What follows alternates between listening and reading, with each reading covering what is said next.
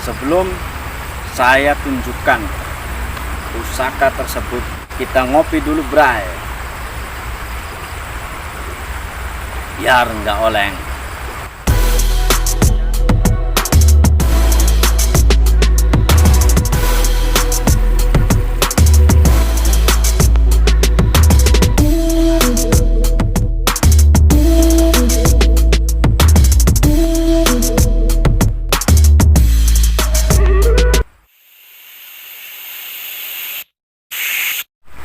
Assalamualaikum warahmatullahi wabarakatuh.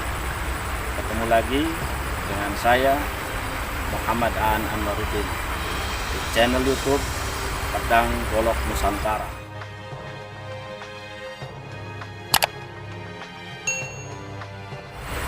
Sahabat-sahabat, kali ini saya akan menunjukkan salah satu pusaka yang berasal dari Nusantara. Pusaka ini begitu populer, begitu ditakuti oleh musuh-musuhnya. Jadi pusaka yang satu ini diceritakan dan banyak kita menyaksikan pusaka tersebut bisa terbang dan dikenal kesaktiannya. Sebelum saya tunjukkan pusaka tersebut seperti apa dan dari mana, kita ngopi dulu, bray. Biar nggak oleng. Oke sahabat-sahabat, mungkin tahu, paham, karena pusaka yang saya pegang ini begitu sangat khas, sangat menarik, cantik, gagah, sangar. Sahabat-sahabat bisa menilainya sendiri. Dan pada zaman penjajahan dulu,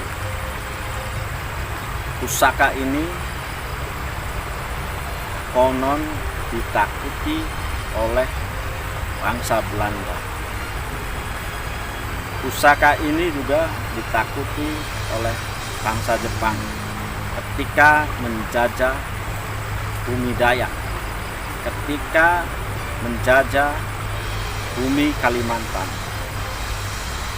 Ini adalah mandau, senjata tradisional yang berasal dari suku Dayak Kalimantan.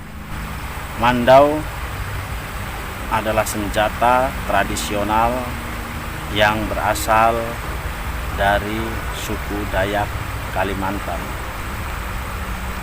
Mandau memiliki bentuk yang indah.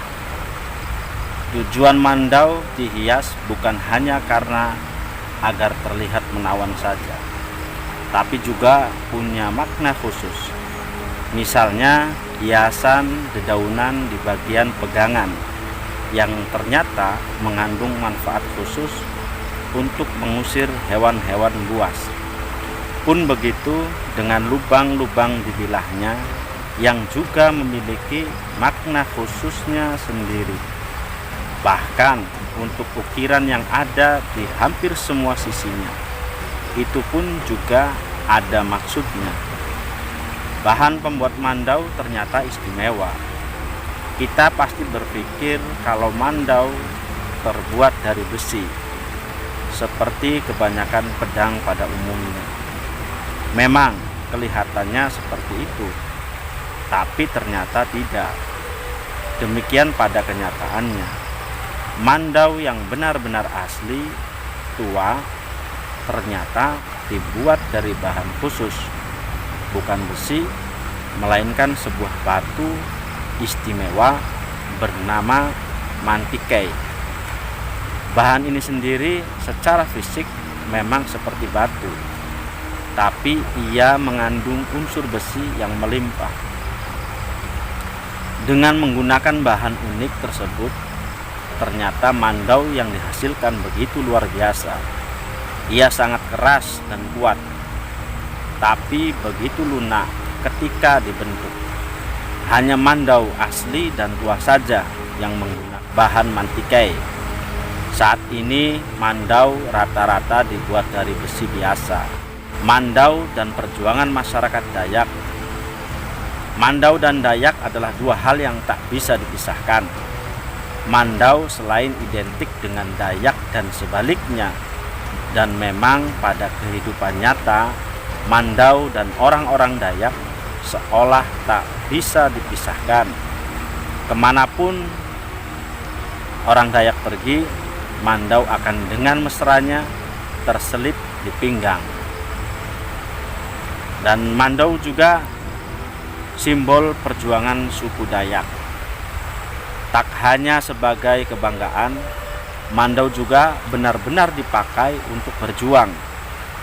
Kembali ke masa penjajahan dulu, orang-orang Dayak juga melakukan perjuangan mengusir penjajah. Bahkan diceritakan kalau Belanda sampai lari terbirit-birit ketika melawan orang-orang Dayak. Kalimantan saat itu jadi daerah yang paling susah ditaklukkan gara-gara hal tersebut. Dan ini sedikit banyak adalah karena jasa sebilah Mandau yang mereka gunakan. Mandau dan Penyang tak hanya menarik karena fisiknya yang luar biasa indah, tapi juga cerita-cerita soal kemistisannya. Ya, Mandau selain identik dengan Dayak juga selalu dikaitkan dengan persoalan mistis. Dan salah satu hal mistis soal Mandau adalah Penyang. Penyang kalau menurut orang Dayak adalah semacam kesaktian atau ajimat yang didapatkan dari bertapa atau petunjuk dari leluhur.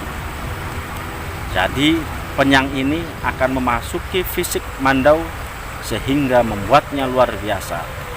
Bagi yang memegang Mandau tersebut, maka ia bakal kebal, sakti, dan kuat untuk menghadapi musuh. Tidak semua Mandau memiliki Penyang di dalam jiwanya. Hanya Mandau yang benar-benar asli saja yang mempunyai hal tersebut. Misteri Mandau terbang misalnya. Hal mistis lain yang juga identik dengan Mandau adalah soal kesaktiannya yang bisa terbang. Jadi konon katanya dalam satu kondisi seorang Dayak bisa membuat Mandaunya terbang sendiri. Tak hanya sekedar melayang-layang, tapi si Mandau akan pergi untuk memenggal musuh yang diingini oleh si tuan atau si pemiliknya. Katanya ilmu Mandau terbang hanya boleh dipakai di saat yang genting dan terdesak. Dan kalau sudah dikeluarkan, maka pantang bagi Mandau untuk kembali ke sarungnya sebelum berhasil memotong kepala korbannya. Ini sahabat-sahabat, ini sangat indah sekali. Ini rambut, ini handle yang sangat keren sekali. Kita lihat bilahnya sahabat-sahabat.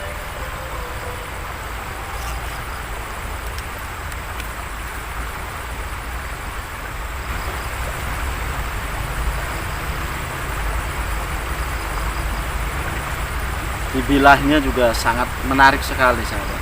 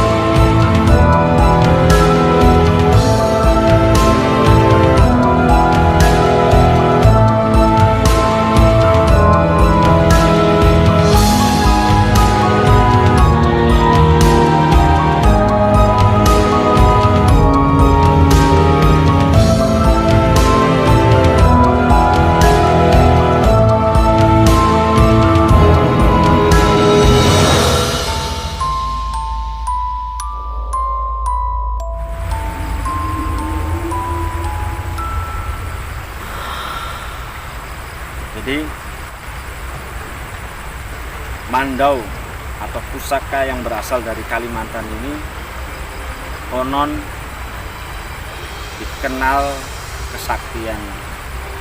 Konon mandau ini ketika sudah